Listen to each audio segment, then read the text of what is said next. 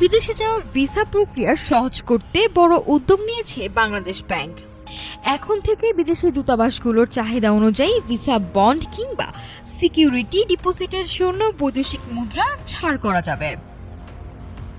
কেন্দ্রীয় ব্যাংকে নতুন এই নির্দেশনায় আন্তর্জাতিক কার্ডের মাধ্যমে অর্থ পরিশোধের সুযোগ রাখা হয়েছে। বাংলাদেশে আবেদনকারীদের জন্য বিদেশি ভিসা পাওয়ার পথ আরও সহজ করছে কেন্দ্রীয় ব্যাংক।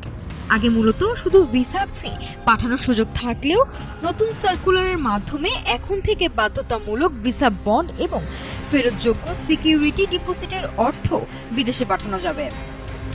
নতুন বিধান অনুযায়ী অনুমোদিত ডিলার বা ব্যাংকগুলো আবেদনকারীর পক্ষে সরাসরি সংশ্লিষ্ট বিদেশি কর্তৃপক্ষের কাছে অর্থ পাঠাতে পারবে।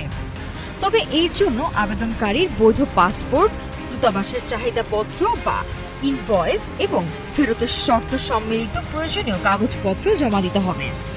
তবে মুদ্রা ছাড়ের ক্ষেত্রে কড়া নজরদারিও রাখছে বাংলাদেশ ব্যাংক। নির্দেশনায় বলা হয়েছে, জামানতের অর্থ বিদেশি কর্তৃপক্ষ ফেরত দেওয়ার সাথে সাথে তা বাংলাদেশে ফিরিয়ে আনতে হবে।